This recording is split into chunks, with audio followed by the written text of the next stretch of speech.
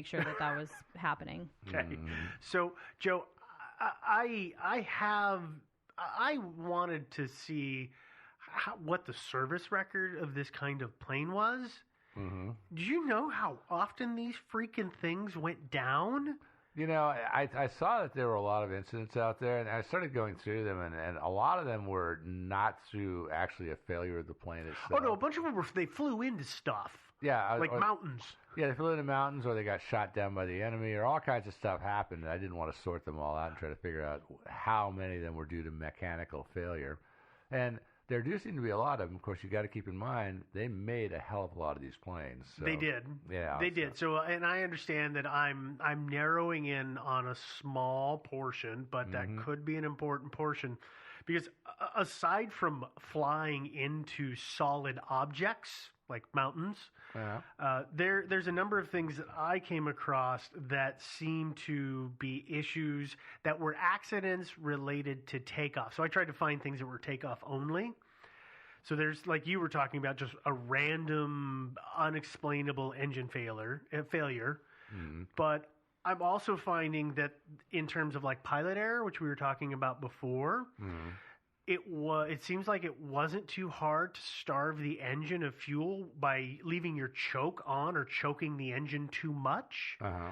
What's the best way to describe what a choke does? Because nobody runs a choke anymore. Yeah, I know. It's essentially it's where you flood it with more fuel. Yeah, it changes the air. It changes the air fuel mix.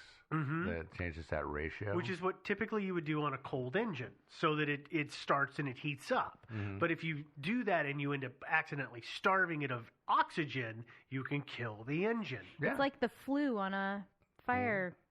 Very similar, yes. Yeah, fireplace. Thank you. Yeah, or wood stove, or Yeah, you do have to adjust that as you change altitude, and I found that out actually some years back when I went on a flight with this guy in a little 2-seater Cessna. Mm-hmm. Went up to fly over Mount St. Helens. I was just turning around, just looking out the back window and just checking out the scenery and stuff. We were well up in the air, and he chose that moment to adjust the fuel air mixture.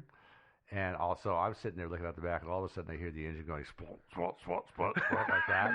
And I kind of turned around, and I can't imagine what my eyes looked like. I'm sure they were as big as saucers. And he's probably having a good laugh. Oh yeah, he laughed. but that's what you do is you change that mix till your engines start to miss a bit, and then you crank it back a little bit, and you're at the right mix. That is one thing. Not having enough airspeed can be a problem. There was situations where people were like a gust of wind helped them take off, and then that disappears, and they don't have their engines going fast enough, so they lose their loft. Mm-hmm. There was just in general not having enough airspeed, which I think is the ones where people basically ran into the end of the runway. Mm-hmm. Those were the ones.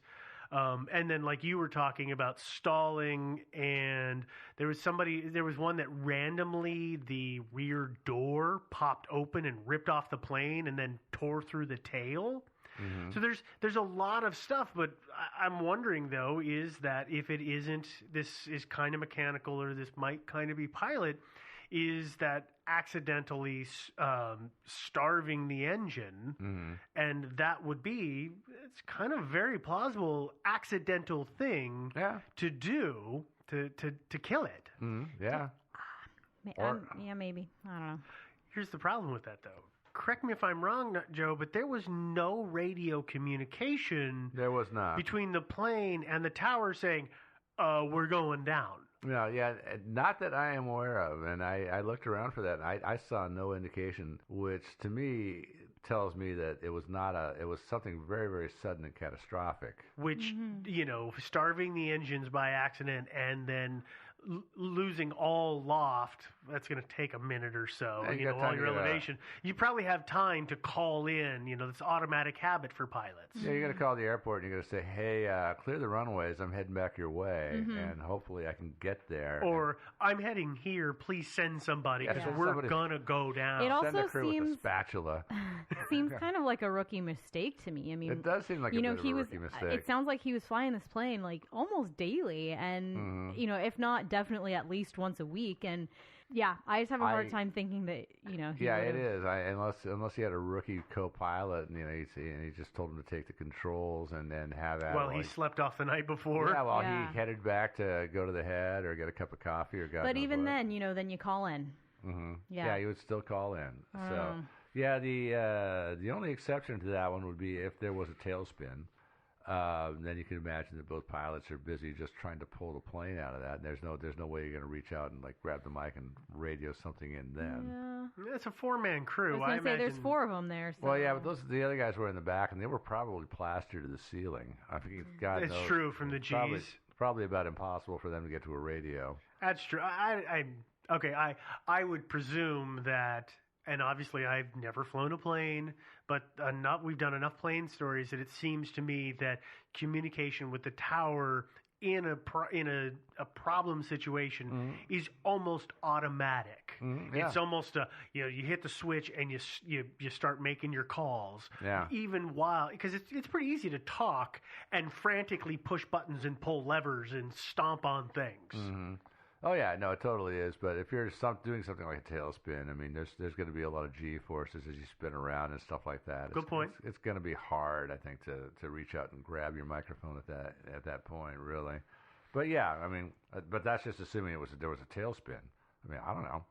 I mean, I kind of like the tailspin theory because after all, they did crash just 6 miles from the airport. Essentially, they get up to 2,500 feet and then they crash. Well, they didn't really glide that far. It seems like they went up and it's basically almost went straight down. Well, they skipped. The plane skipped when it hit the ground. Yeah. It hit something. It hit was a building or a series of cars. I can't remember suddenly. Hit a lamppost, of course, and stuff. And then continued forward. Mm-hmm. Whereas if it was a tailspin and it was dropping, it should have continued to drop straight down. Well, unless they pulled it out, somewhere at the last minute and then just managed, so they might have been moving at least somewhat horizontally.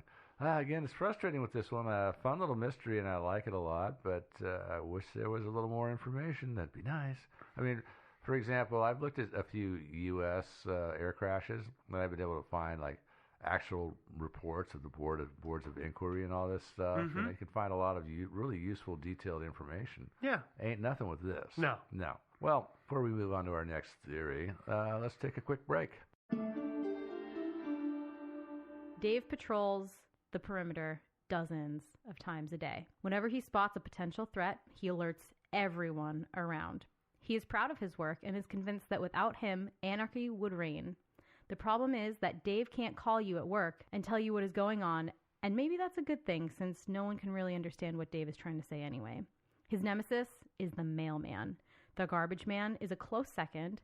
The guy with the ski mask coming through the back door doesn't really rate because that guy has sausages. Weighing in at just over 4 pounds, there isn't much that Dave could do even if he didn't have those tasty treats. No one wants to experience a crime firsthand. That's why having home security that you can rely on is essential. And with SimpliSafe, 24/7 protection with professional monitoring and police dispatch is just $15 a month. That's less than half of what a traditional company would charge. Not to mention, SimpliSafe utilizes a lightning-fast wireless connection that can't be cut by intruders. Plus, you get an alarm and activity alerts sent directly to your phone so you'll know what's happening. So protect your home the smart way. Visit simplysafe.com/criminal to get 10% off your system today. That's simply SIMPLI safe.com/criminal. Don't rely on Dave. After all, he's a chihuahua. Or is he the chupacabra?